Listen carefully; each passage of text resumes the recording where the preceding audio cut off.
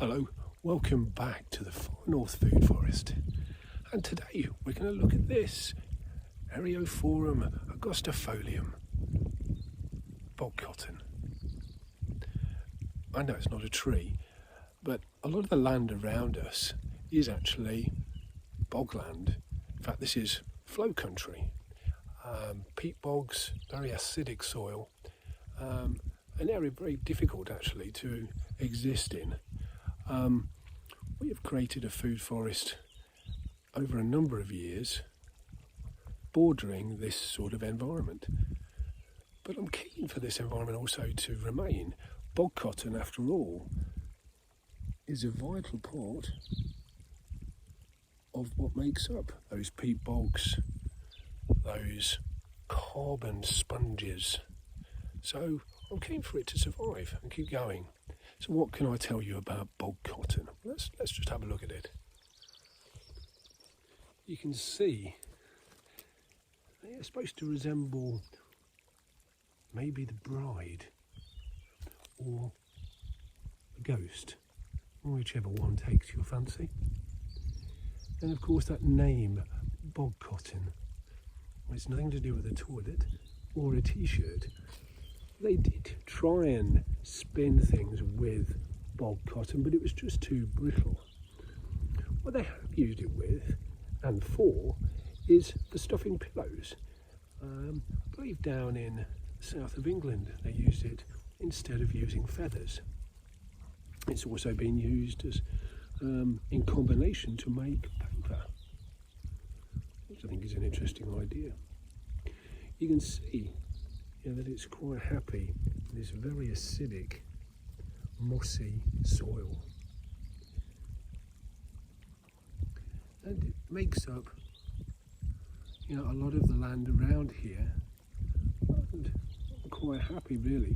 If you see this in long flowing clouds across moorlands, it looks almost angelic, almost divine. It is a beautiful thing. Okay, I'll just quickly avoid this lapwing.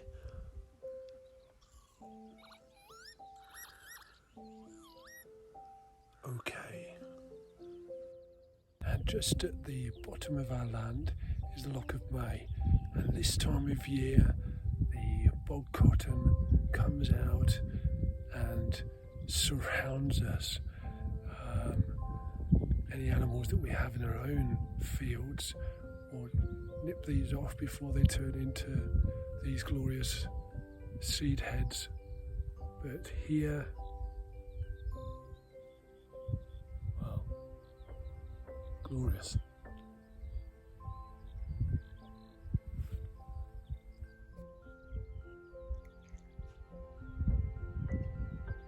So the contrast from our forest garden to the flow country, the peat bogs, bog cotton, gorse, heather, various types of mosses. The contrast couldn't be more stark, and yet I like both of these environments.